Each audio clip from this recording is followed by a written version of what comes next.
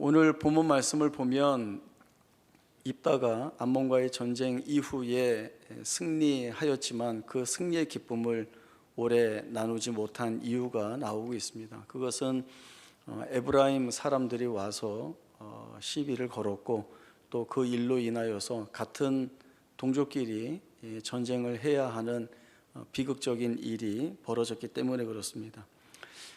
사사기 저자는 이 동족끼리의 비극을 아주 상세하게 기록을 해두고 있습니다. 사실은 상당히 수치스럽고 드러내기 어려운 사건인데 사사기 저자가 이와 같은 내용들을 성경으로 잘 기록하고 있는 것은 무엇을 우리에게 전하려고 하는 의도가 있을까? 이 불행한 역사 속에서 무엇을 보게 하려는 생각을 가지고 있는가라고 하는 생각들을 해보게 됩니다. 그 질문을 머리에 담아두고 오늘 본문 말씀을 통해서 그 답을 하나씩 찾아보도록 하겠습니다.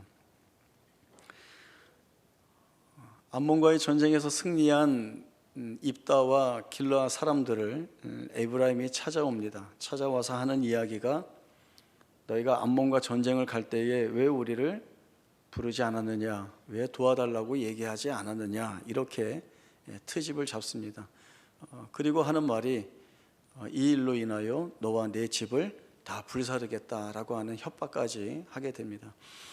그러나 사실 에브라임의 이 같은 말은 억지입니다. 왜냐하면 입다가 이야기하고 있듯이 전쟁에 나갈 때에 입다는 에브라임에게 도움을 요청했습니다. 그러나 본인들이 스스로 거절하고 가지 않고는 이제 와서 이러한 시비를 거니 입다 입장에서는 이해하거나 받아들일 수 없는 상황이 되었습니다. 그러면 왜 에브라임은 이 같은 억지를 부리고 있는가?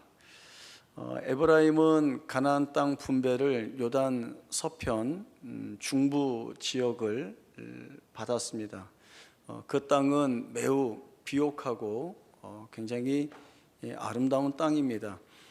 그 땅에 정착하여 살면서 경제적 부를 이루게 되고 또 그 경제적 부가 에브라임 지파의 힘이 되어서 이스라엘 내에서는 그래도 에브라임 지파가 유력한 행사를 할 수 있는 그런 지파가 되었습니다.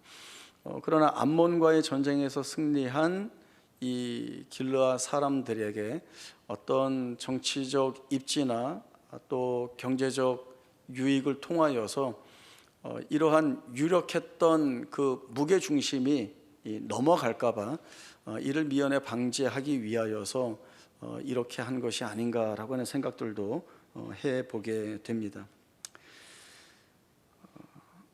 입다는 이러한 에브라임의 처사를 받아들일 수 없어서 전쟁을 선포하고 에브라임과 싸우게 됩니다. 생각보다는 전세가 길르앗에게 유리하게 돌아갔고 또 에브라임은 패색이 짙어 도망가야 할 상황에 처하게 됐습니다. 말씀드린 대로 에브라임 지파는 요단 건너편 서쪽이기 때문에 이제 도망을 가려면 요단강 나루턱에서 배를 타고 자기 집, 자기 지역으로 가야 하는데 길르앗 사람들이 이 요단강 나루턱을 미리 선점하고는 여기에서 이 강을 건너는 사람 중에 에브라임 사람들을 선별해냅니다. 그 선별해낸 방법은 그 지파 간에 있었던 독특한 발음 차이를 활용한 것인데요. 오늘 말씀에서 보았듯이 그 흐르는 하수라고 하는 의미가 있는 쉿볼렛이라고 하는 이 말을 시켜서 하면 통과이고 하지 못하고 쉿볼렛 이렇게 얘기하면 이 사람은 에브라임 사람이구나 이렇게 구별해내서 죽이게 된 겁니다. 제가 한 발음은 전혀 다르지 않은가 보죠. 별로 이렇게 구분을 잘 못하는 것 같은데 우리 이해로는 쌀, 살 이런 식으로의 발음 차이가 있었다 이렇게 이해를 하시면 됩니다. 이때 죽은 에브라임 사람들이 42,000명이었습니다. 민수기 26장에 보면 이스라엘 각 지파에 대한 인구 통계 조사가 나오는데 그 당시에 에브라임 지파에서 전쟁에 나갈 수 있는 건장한 남자의 수가 32,500명이었습니다. 시간이 흘렀고 인구가 증가했다, 이러한 요인까지 다 감안하더라도 길르앗과의 싸움에서 42,000명이 죽었다라고 하는 것은 유력한 지위를 행사하던 에브라임 지파의 뿌리가 흔들릴 만큼의 치명타를 입었다라고 볼 수도 있게 되는 것입니다. 사사기 저자가 이 같은 내용을 기록하고 있는 것은 에브라임처럼 억지를 부리면 안 된다라거나 아니면 어려운 형제를 도와주어야지 그렇게 자기 이익 때문에 협박해서는 안 된다, 이런 걸 말하려고 하는 것이 아닙니다. 사사기 저자는 동족끼리 싸우게 되는 이 불행한 원인이 어디에 있는가라고 하는 것을 밝히고자 하는 것입니다. 사사기 저자는 동족끼리의 이 전쟁을 통하여서 이들이 이 전쟁을 한 이유는 결국 그들에게 왕이신 하나님이 없기 때문이다, 결국 사사시대를 관통하는 자기 소견에 옳은 대로 행하는 자들의 모습이 이런 불행한 역사를 만들어내는 것으로 귀결되었다라고 하는 이야기를 하고 있는 것입니다. 사사기 저자는 입다와 길르앗이나 에브라임 사람들 그 누구도 하나님 앞에 온전히 서 있지 못함을 지적하고 있고, 더 나아가서는 이스라엘 전체가 부패하여서 하나님을 버리고 있다는 이 사실을 지적하고 있는 것입니다. 지금 길르앗 사람들이나 에브라임 사람들 그 누구도 하나님께 묻거나 또 하나님의 뜻을 구하는 모습을 전혀 보이지 않고 있습니다.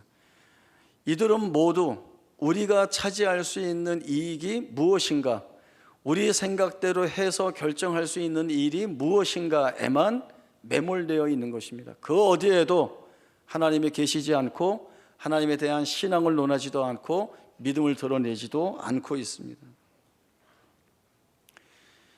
이스라엘의 역사 속에서 하나님은 왕으로 그들을 통치하셨습니다. 이스라엘 역사를 시대별로 나누어 보면 족장시대, 모세시대, 사사시대 이렇게 나누어 갈 수 있습니다. 모든 시대마다 하나님이 왕으로서 이스라엘을 통치하셨습니다. 모세를 통하여서 통치하셨고 또 사사를 통하여서 통치하셨고 선지자들을 통하여서 통치하셨습니다. 물론 겉으로 볼 때에는 모세가 통치하는 것 같고 사사와 선지자가 통치하는 것 같지만 그들을 세우시고 그들의 배후 위에서 가장 중심을 잡는 부분은 하나님이셨기 때문에 이스라엘의 왕은 하나님이시다라고 하는 이 사실은 흔들림이 없는 진리였습니다. 이것이 바로 신정 통치입니다. 하나님이 왕이 되어 그 나라와 백성을 다스리는 것입니다. 그러나 이스라엘 백성들이 어느 순간에 어떤 이유를 들어서 왕을 요구하는 왕정 시대로의 전환을 꾀하게 됩니다. 우리에게도 왕을 세워서 이 왕이 우리를 통치하게 해달라는 요구를 하고 있는 것이죠. 그 말씀을 한번 찾아보겠습니다. 사무엘상 8장 1절에서 9절까지의 말씀입니다. 사무엘상 8장 1절에서 9절까지의 말씀 제가 읽습니다. 사무엘이 늙음에 그의 아들들을 이스라엘 사사로 삼으니 장자의 이름은 요엘이요 차자의 이름은 아비아라. 그들이 부엘세바에서 사사가 되니라. 그의 아들들이 자기 아버지의 행위를 따르지 아니하고 이익을 따라 뇌물을 받고 판교를 굽게 하니라.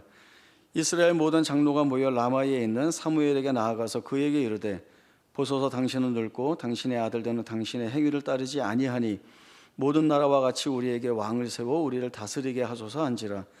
우리에게 왕을 주어 우리를 다스리게 하라 했을 때에 사무엘이 그것을 기뻐하지 아니하여 여호와께 기도하며 여호와께서 사무엘에게 이르시되 백성이 내게 한 말을 다 들으라. 이는 그들이 너를 버림이 아니요 나를 버려 자기들의 왕이 되지 못하게 함이니라. 내가 그들을 애굽에서 인도하여 낸 날부터 오늘까지 그들이 모든 행서로 나를 버리고 다른 신들을 섬김같이 내게도 그리하는도다. 그러므로 그들의 말을 듣되 너는 그들에게 엄히 경고하고 그들을 다스릴 왕의 제도를 가르치라. 자, 사무엘 선지자가 나이 들어 늙게 되자 그의 아들들을 사사로 세우지만 이 아들들이 사사의 책임을 잘 감당하지 못하게 됩니다. 이를 빌미로 이스라엘 장로와 백성들이 사무엘 선지자에게 우리에게도 다른 나라처럼 왕을 달라라고 하는 요구를 하고 있는 것입니다. 하나님이 이 이스라엘 백성들의 요구를 통하여서 그들이 정확히 원하고 있는 것이 무엇인지를 꿰뚫어 보고 계십니다. 하나님이 사무엘 선지자에게 주신 말씀처럼 그들이 나를 버려 자기들의 왕이 되지 못하게 하려고 자기들이 원하는 왕을 요구하고 있는 것이다, 이렇게 말씀을 하고 계시는 것입니다. 이스라엘 백성들이 원하는 왕은 어떤 왕입니까? 같은 사무엘상 8장 19절과 20절에 보시면 나와 있습니다. 제가 읽습니다. 백성이 사무엘의 말 듣기를 거절하여 이르되 아니로소이다. 우리도 우리 왕이 있어야 하리니 우리도 다른 나라를 같이 되어 우리의 왕이 우리를 다스리며 우리 앞에 나가서 우리의 싸움을 싸워야 할 것이니이다 하는지라. 반복되는 말이 뭐죠? 우리라고 하는 거죠. 우리라고 하는 이야기를 반복해 하고 있습니다. 우리도 우리 왕이 있어야 하겠고, 우리도 우리의 왕이 우리를 다스리며 우리를 위하여 싸워줄 그 우리의 왕이 필요하다라고 하는 이야기를 하고 있는 것입니다. 이것이 이스라엘 백성들이 원하는 왕의 프로필입니다. 우리를 대신하여 싸울 왕. 그러나 잘 보십시오. 하나님이 언제 이스라엘을 위하여 안 싸운 적이 있으셨습니까? 없습니다. 항상 싸우셨습니다. 그리고 이스라엘은 하나님 없이 싸워서 승리한 적이 있었습니까? 한 번도 없었습니다. 모든 전쟁에 하나님이 주체가 되시고 주도권을 가지시고 이스라엘을 위하여 싸우셨고, 그 싸워 이기신 전쟁의 모든 승리의 결과들을 이스라엘에게 그대로 다 주셨습니다. 그러니 이스라엘 백성들이 우리를 대신하여 싸울 왕이 필요하다는 것은 결국 핑계거리라는 거죠. 그러면은 무엇을 의미합니까? 이스라엘 백성들이 원하는 왕은 우리 마음대로 하는 것을 내버려 두는 왕이 필요한 겁니다. 그리고 우리가 하고 싶은 대로 하는 것을 막지 않고 내버려 두는 왕이 필요하다는 것이죠. 그런 왕을 우리가 세워서 우리의 삶을 그 왕의 모습에 투영해내는 겁니다. 그게 결국 뭐죠? 하나님이 우리의 왕이 아니라 내가 왕이 되겠다는 것, 이것이 이스라엘 백성들이 탐욕스럽게 가지고 있는 그들의 욕망의 모습인 것입니다. 그러나 이스라엘 백성들이 가장 중요한 것을 놓치고 있습니다. 자기들이 하나님을 버리고 왕이 되어서 아무리 풍족하고 넉넉하고 부유하고 아무 근심이 없고 불평이 없고 원만한 삶을 산다 하여도 그 삶의 자리에 그들의 살아갈 날들에 하나님이 계시지 않는다고 한다면 그것은 망한 삶이라고 밖에 할 수 없습니다. 아무리 넉넉해도요, 아무리 근심이 없어도요, 아무리 부족한 것이 없어도 거기는 부족한 자리이고 모자란 자리이고 가질 수 없는 자리인 것입니다. 망할 수밖에 없는 자리라고 말할 수밖에 없습니다. 우리는 그것을 출애굽 1세대에서 이미 보았습니다. 하나님께서 가나안 땅을 주시겠다는 그 약속을 경시하고 멸시한 자들이 바로 출애굽 1세대들입니다. 그들은 가나안 땅 필요 없다고 했습니다. 차라리 애굽에 돌아가서 노예로 사는 것이 훨씬 편하다고 얘기했습니다. 그것은 애굽으로 돌아가는 것만의 문제가 아니라 하나님을 멸시하고 하나님을 경시하였다는 것, 그 자체가 불순종이고 부패한 죄입니다. 이러한 자들에게 하나님의 광야 40년의 심판을 주셨죠. 광야 40년이라고 하는 것은 이스라엘 전체로 볼 때에는 하나님의 말씀에 순종하는가 순종하지 않는가를 시험하는 자리이고, 그리고 그곳에서 겸손하게 하나님의 말씀을 붙들고 살아 언약 백성된 책임을 다하게 하는 그 훈련의 장이 바로 이 광야 40년입니다. 그러나 변하지 않고 바뀌지 않는 출애굽 1세대에게 광야 40년은 하나님이 약속하신 가나안 땅에 들어가지 못하기 때문에 그 광야에서 죽어 썩어야 되는 그 시간이 바로 이 광야 40년인 겁니다. 출애굽 1세대가 다 죽고 나서야 하나님은 남아있는 2세대를 데리고 가나안 땅을 정복하기 위하여 다시 일어나 그 길을 가십니다. 출애굽 2세대는 결국 누구입니까? 그냥 그 다음 세대만을 뜻하는 것이 아니라 사람이 떡으로 사는 것이 아니요 여호와의 입에서 나오는 말씀으로 사는 줄을 믿는 세대들, 그리고 하나님을 붙들고 산다고 한다면 아무리 생존이 희박하고 살기 어려운 광야의 자리에서, 그것도 짧지 않은 40년의 세월을 살았지만 하나님이 붙들고 계시다면 우리가 입었던 의복이 헤어지지 아니하고 우리의 발이 부르트지 않는다를 믿는 세대들, 바로 그 세대들과 하나님이 일을 하신다라고 하는 겁니다. 이 세대들은 결국 누구입니까?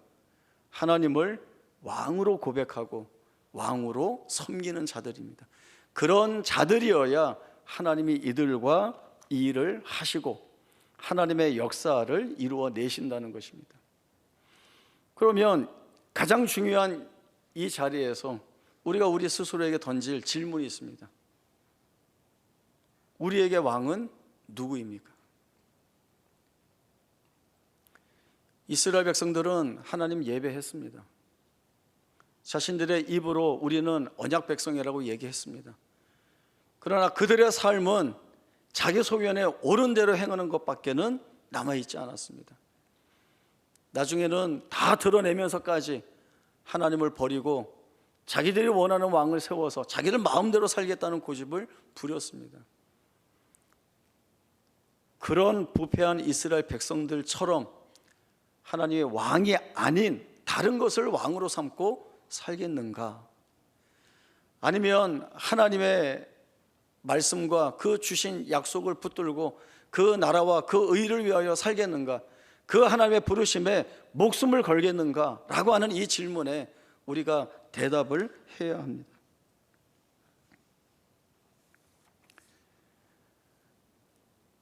하나님이 이스라엘을 위하여 사사를 세우십니다. 그러나 이스라엘의 진정한 사사는 바로 하나님 자신이십니다. 이스라엘 백성들은 하나님을 버려 자기들의 왕이 되지 않게 하려 하지만, 그러나 이스라엘의 왕이심을 이 하나님이 포기하지 않고 계십니다. 그런 왕이신 하나님이 우리의 삶에서 만들어내시는 무수히 많은 역사들이 있고 그 역사 속에 담아놓으시는 은혜들이 있는데, 우리는 그 가운데서 어떤 고백을 드러내며 살아야 하는가? 어떠한 상황에서든 감사와 찬송밖에는 없다라고 하는 생각을 해보게 됩니다. 왜냐하면 왕이신 하나님이 만들어내시는 역사를 우리의 삶에 뒤덮어 주시기 때문에 그렇습니다. 우리는 살아가면서 평안을 누릴 때가 있습니다. 또 하나님 부어주신 것으로 인하여서 부족하지 않고 넉넉하게 살 때도 있습니다. 몸이 건강할 때도 있습니다. 그러면 이 모든 것들이 내가 만들거나 또 내가 세운 것들이 아니라는 사실을 잘 알고 하나님이 허락하셨음을 알고 그 하나님께 감사드리고, 그리고 하나님이 내가 가진 것으로 쓰시고자 하는 것에 마음대로 쓰실 수 있도록 자신의 삶을 드려야 하는 것입니다. 거기에서 감사와 찬송이 나오게 되죠. 반대로 우리는 살아가면서 때로는 말할 수 없는 아주 큰 환난과 시련을 겪을 때가 많이 있습니다. 내가 아무것도 할 수 없어서 가장 고통스럽고 곤혹스러운 때가 얼마나 많이 있는지 모릅니다. 그러면 힘들고 고통스럽고 불행하다는 생각에 푸념이나 아니면 낙심이나 절망의 비명만 드러내고 살 것인가? 하나님의 놀라운 역사를 이루어내시는 그 왕되심을 선언하고 붙들고 있는 자라고 한다면 그 자리가 아니라 그 자리에서조차도 하나님이 내 생애를 통하여 이루어내실 일들이 있을 것이라는 기대와 소망을 가지고 거기에서 동일하게 드러날 것은 감사와 찬송밖에는 없다라고 하는 것이죠. 왜냐하면 하나님이 그 약속을 우리에게 주시기 때문에 그렇습니다. 저희 시편 50편 15절 한 절 말씀 함께 찾아보겠습니다.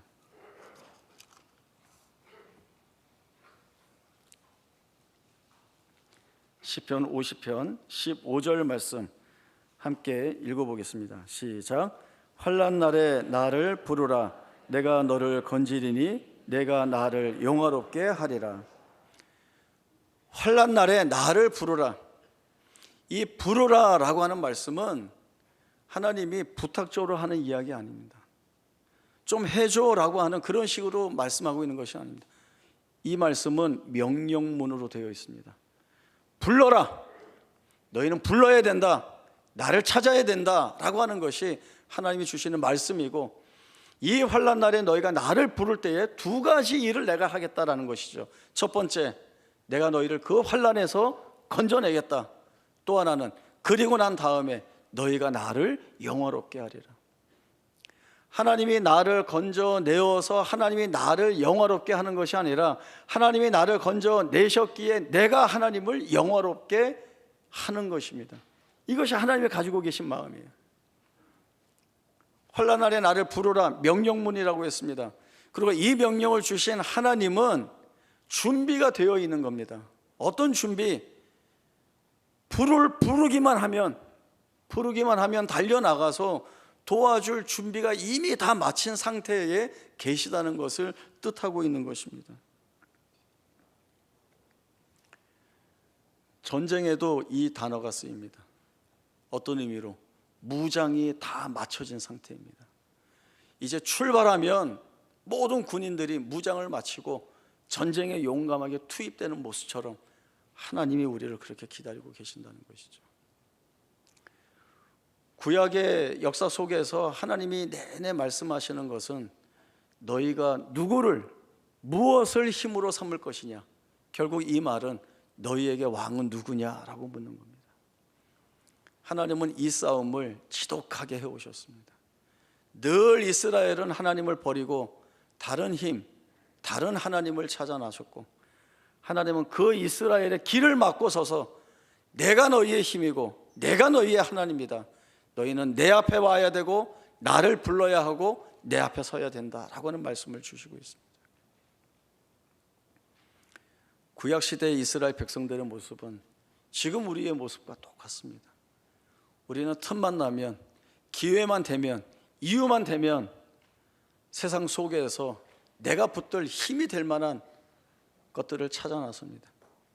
그 힘들이 내 눈에 볼 때 강력해 보이고 화려해 보이기 때문에 내 삶을 책임져 줄 수 있을 것이라는 생각들을 하게 됩니다. 나의 진정한 구원이 하나님에게서가 아니라 바로 이 세상의 힘에게서 나올 수 있다라고 하는 그 믿음 아닌 믿음을 붙들고 살아가죠. 여기에서 평안을 누리고 있는 것처럼 그렇게 생각을 합니다. 그러나 그 모든 것들은 헛된 것이고 허무한 것입니다. 하나님 없이 평안을 이야기할 수 없고, 하나님 없는 구원은 없는 겁니다. 하나님만이 우리의 유일한 힘이시고 구원이시라는 고백이 우리가 어떠한 삶의 정황과 조건 속에 사로잡혀 있다 하더라도 거기에서 하나님을 향한 감사와 찬송과 믿음의 고백을 토해낼 수 있게 되는 것입니다. 이것이 우리의 고백이 되어야 하고, 우리가 그렇게 살아 우리의 다음 세대가 이 신앙의 길을 쫓아오도록 해야 하는 겁니다. 얼마나 큰 책임을 맡고 있는지 모릅니다. 본 것이 가장 큰 교육입니다. 우리 부모된 세대들은 아무리 열악하고 어려운 상황 속에서도 기도하더라, 말씀을 붙들고 하나님 앞에 서더라 라고 하는 것을 보여주어야 합니다. 이것이 나를 살리고 우리의 자녀와 후손들, 그 다음 세대를 살리는 생명의 길이 됩니다. 귀한 믿음의 고백들이 우리의 삶에 자리 잡고, 이것이 하나님이 우리에게 주시는 복과 은혜가 되어 우리 모든 자녀와 후손들과 함께 하나님의 거룩하신 이름을 찬송하는 언약 백성된 기쁨들이 우리 가운데 풍성하게 있기를 축원합니다. 기도하겠습니다.